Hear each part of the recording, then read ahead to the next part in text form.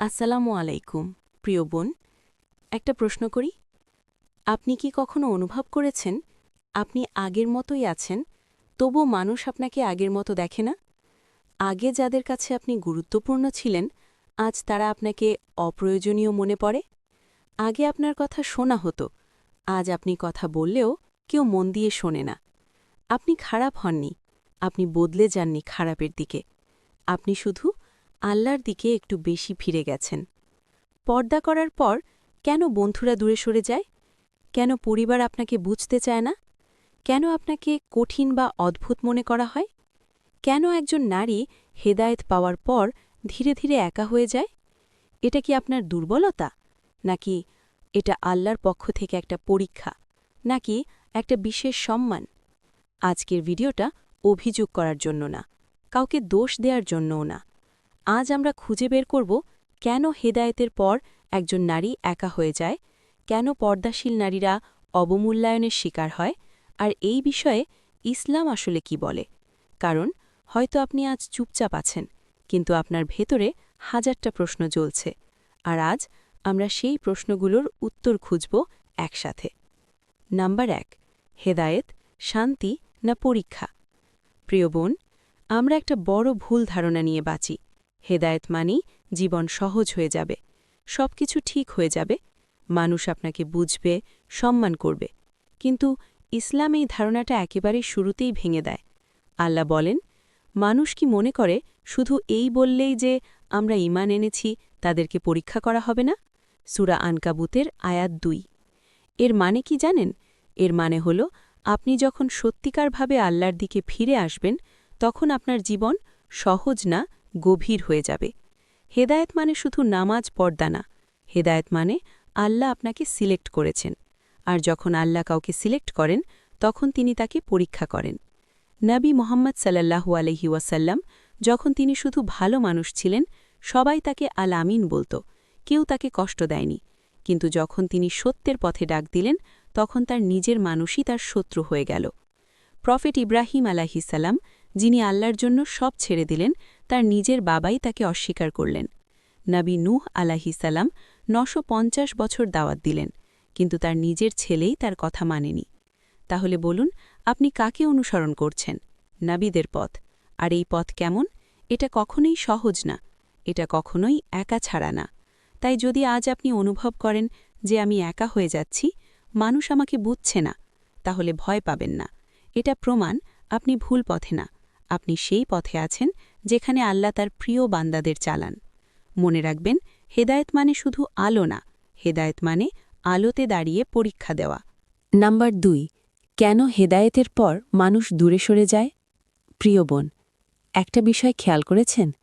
আপনি কাউকে কিছু বলেন না, কাউকে জোর করেন না, কাউকে অপমান করেন না, তবুও মানুষ আপনাকে এড়িয়ে চলে। কেন? কারণ আপনি এখন আর শুধু আপনি না, আপনি হয়ে গেছেন একটা নীরব বার্তা।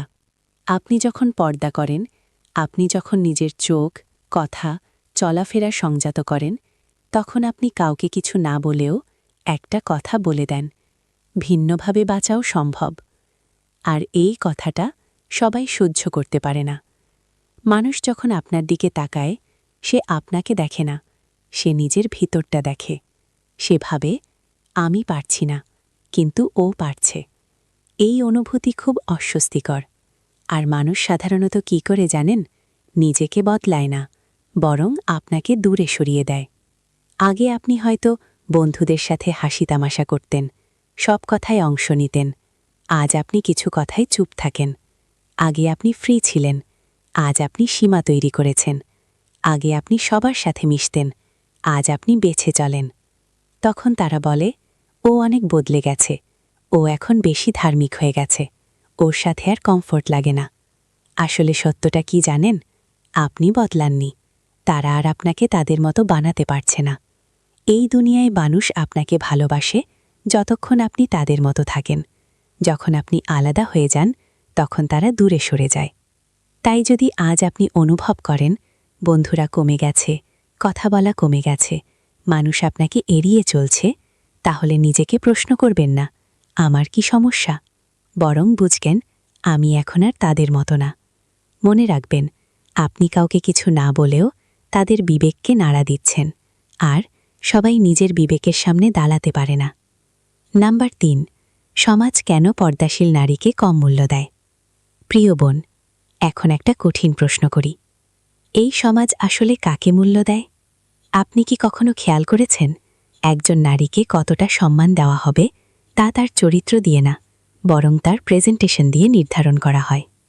আজকের দুনিয়ায় একজন নারীর ভ্যালু ঠিক হয় সে কতটা নিজেকে দেখাতে পারে, সে কতটা মানুষের অ্যাটেনশন ধরে রাখতে পারে, সে কতটা এন্টারটেইন করতে পারে। মানে, আপনি যত বেশি ভিজিবল তত বেশি ভ্যালুয়েবল। কিন্তু আপনি যখন পর্দা করেন, আপনি নিজেকে ডিসপ্লে করা বন্ধ করে দেন। আপনি অ্যাটেনশনের গেম থেকে বের হয়ে যান। আপনি নিজের সম্মানকে প্রাইভেট করে দেন। এখন বলুন, এই সিস্টেম কি আপনাকে মূল্য দেবে? না, এই সিস্টেম আপনাকে কম বানাবে, কারণ আপনি তাদের গেম ভেঙে দিয়েছেন। যেখানে সবাই চায় আমাকে দেখো, আমাকে লক্ষ্য করো, আপনি সেখানে বলছেন আমি আল্লাহর জন্য আছি, মানুষের জন্য না। কিন্তু ইসলাম কি বলে? নিশ্চয়ই আল্লাহর কাছে সবচেয়ে সম্মানিত সে যে সবচেয়ে বেশি তাকওয়াবান। সূরা হুজুরাত আয়াত 13। এখানে চেহারা না, এখানে স্টাইল না, এখানে অ্যাটেনশন না, এখানে ভ্যালু নির্ধারণ হয় তাকওয়া দিয়ে। তাহলে এখন দুইটা জিনিস সামনে আসে। দুনিয়ার সিস্টেম হলো দেখাও তাহলেই তুমি গুরুত্বপূর্ণ।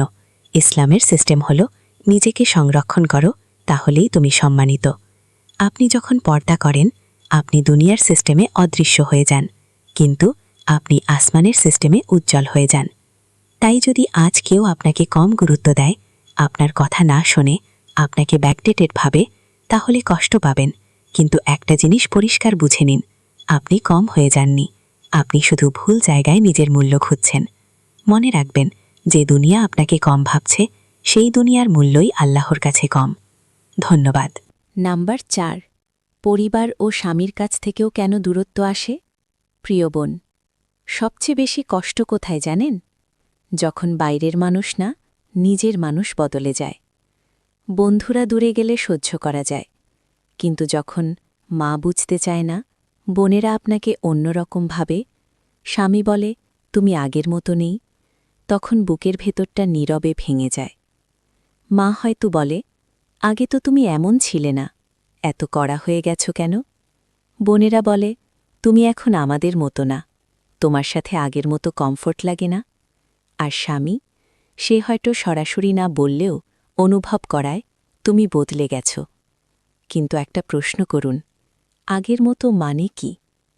আগের মতো মানে কম পর্দা, কম সীমা, কম লজ্জা, কম আল্লাভীতি? না প্রিয় বোন, আপনি খারাপ দিকে বদলাননি, আপনি ভালো দিকে বড় হয়েছেন। কিন্তু সমস্যা হল আপনার চারপাশের মানুষ সেই গতিতে বড় হয়নি। মানুষ অভ্যস্ত হয় আপনার একটা ভার্সনে, যে ভার্সনটা তাদের জন্য কমফোর্টেবল। যখন আপনি বদলান, তাদের কমফোর্ট জোন ভেঙে যায়। তখন তারা কি করে? আপনাকে বুঝতে চায় না, বরং আপনাকে ভুল মনে করে। কিন্তু ইসলাম কি বলে? তোমাদের মধ্যে উত্তম সে যে তার স্ত্রীর কাছে উত্তম। একজন নারীর ইবাদাত, তার পর্দা, তার তাকওয়া, এগুলো কখনোই অভিযোগের কারণ হতে পারে না। যদি এগুলোর জন্য আপনাকে ছোট করা হয়, তাহলে সমস্যা আপনার পর্দা না, সমস্যা হল অজ্ঞতা আর অহংকার। প্রিয় বোন, আপনি চেয়েছিলেন আল্লাহকে খুশি করতে, কিন্তু সেই পথে মানুষ আপনাকে ভুল বুঝছে। এটা খুব কষ্টের, আমি জানি। কিন্তু মনে রাখবেন, সব মানুষ আপনাকে বুঝবে না, এমনকি নিজের মানুষও না। তবুও সত্য কখনো মানুষের বোঝার উপর নির্ভর করে না। আপনি যদি আল্লাহর জন্য বদলান, তাহলে মানুষ হারালেও আপনি হারেননি। নাম্বার 5, একাকিত্ব শাস্তি নাকি আল্লাহর নির্বাচন? প্রিয় বোন, একটা সত্যি কথা বলি, একাকিত্ব খুব কষ্ট দেয়।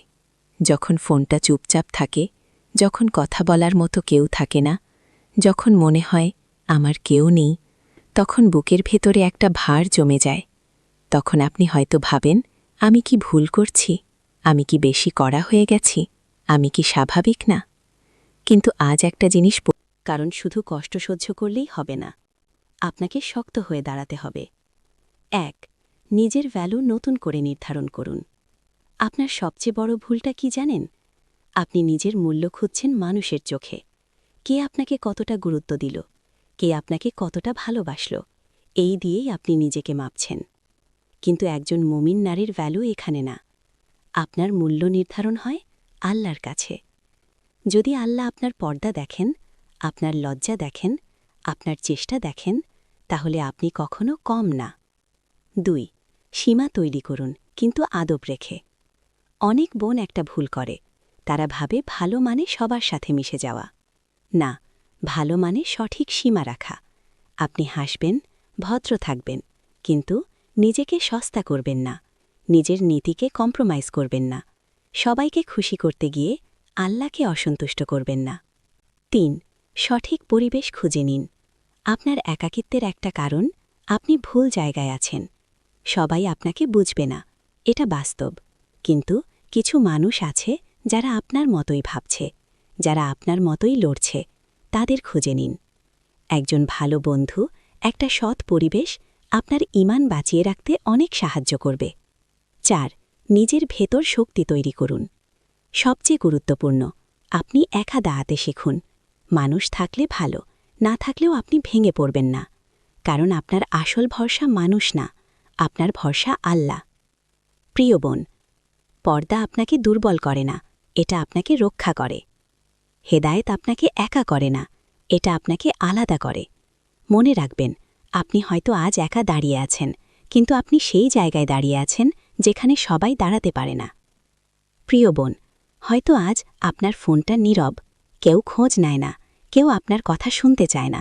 হয়তো আপনি আয়নার সামনে দাঁড়িয়ে নিজেকেই জিজ্ঞেস করেন, আমি কি সত্যিই ঠিক করছি? হয়তো আপনার চোখে পানি আসে, কিন্তু আপনি কাউকে কিছু বলেন না, কারণ কেউ বুঝবে না। কিন্তু আজ একটা কথা মনে রাখবেন, আপনি একা না। আপনার পাশে হয়তো মানুষ কমে গেছে, কিন্তু আপনার পাশে আছেন আল্লাহ। এই দুনিয়া আপনাকে দেখছে না, কিন্তু আসমান আপনাকে দেখছে। মানুষ আপনার মূল্য বুঝছে না, কিন্তু আল্লাহ আপনার প্রতিটি ত্যাগ গুণে রাখছেন। আপনি যখন পর্দা করেন, যখন নিজেকে সংযত রাখেন, যখন হারাম থেকে নিজেকে বাঁচান, তখন আপনি একা না, আপনি আল্লাহর নজরে থাকেন। নিশ্চয়ই আল্লাহ ধৈর্যশীলদের প্রতিদান হিসাব ছাড়াই দেন। সূরা জুমার আয়াত 10। হে আল্লাহ, যেসব বোন হেদায়েতের পথে একা হয়ে গেছেন, আপনি তাদের অন্তরের কষ্ট জানেন। আপনি তাদের নিঃশব্দ কান্না দেখেন। আপনি তাদের হৃদয়কে শক্ত করে দিন। তাদের একাকিত্বকে আপনার নৈকট্যে ভরে দিন। তাদের সম্মান দুনিয়াতেও দিন, আখিরাতেও দিন। আমিন। প্রিয় বোন, যদি এই কথাগুলো আপনার মনের কথা হয়ে থাকে, তাহলে এই ভিডিওটা শেয়ার করুন। হয়তো আরেকজন বোন আজ চুপচাপ কাঁদছে, সে ভাবছে আমি একা, আর আপনার একটা শেয়ার তাকে বুঝিয়ে দিতে আলাদা করে। মনে রাখবেন, আপনি হয়তো আজ একা দাঁড়িয়ে আছেন, কিন্তু আপনি সেই জায়গায় দাঁড়িয়ে আছেন যেখানে সবাই দাঁড়াতে পারে না। প্রিয় বোন, হয়তো আজ আপনার ফোনটা নীরব, কেউ খোঁজ নেয় না, কেউ আপনার কথা শুনতে চায় না। হয়তো আপনি আয়নার সামনে দাঁড়িয়ে নিজেকেই জিজ্ঞেস করেন, আমি কি সত্যিই ঠিক করছি? হয়তো আপনার চোখে পানি আসে, কিন্তু আপনি কাউকে কিছু বলেন না, কারণ কেউ বুঝবে না। কিন্তু আজ একটা কথা মনে রাখবেন, আপনি একা না। আপনার পাশে হয়তো মানুষ কমে গেছে, কিন্তু আপনার পাশে আছেন আল্লাহ। এই দুনিয়া আপনাকে দেখছে না, কিন্তু আসমান আপনাকে দেখছে। মানুষ আপনার মূল্য বুঝছে না, কিন্তু আল্লাহ আপনার প্রতিটি ত্যাগ গুণে রাখছেন। আপনি যখন পর্দা করেন, যখন নিজেকে সংযত রাখেন, যখন হারাম থেকে নিজেকে বাঁচান, তখন আপনি একা না, আপনি আল্লাহর নজরে থাকেন। নিশ্চয়ই আল্লাহ ধৈর্যশীলদের প্রতিদান হিসাব ছাড়াই দেন। সূরা জুমার আয়াত 10। হে আল্লাহ, যেসব বোন হেদায়েতের পথে একা হয়ে গেছেন, আপনি তাদের অন্তরের কষ্ট জানেন। আপনি তাদের নিঃশব্দ কান্না দেখেন। আপনি তাদের হৃদয়কে শক্ত করে দিন। তাদের একাকিত্বকে আপনার নৈকট্যে ভরে দিন। তাদের সম্মান দুনিয়াতেও দিন, আখিরাতেও দিন। আমিন। প্রিয় বোন, যদি এই কথাগুলো আপনার মনের কথা হয়ে থাকে, তাহলে এই ভিডিওটা শেয়ার করুন। হয়তো আরেকজন বোন আজ চুপচাপ কাঁদছে, সে ভাবছে আমি একা, আর আপনার একটা শেয়ার তাকে বুঝিয়ে দিতে পারে সে একা না, কারণ হেদায়েতের পথে যারা একা হয় তারা হারায় না, তারা আল্লাহর কাছে চলে যায়।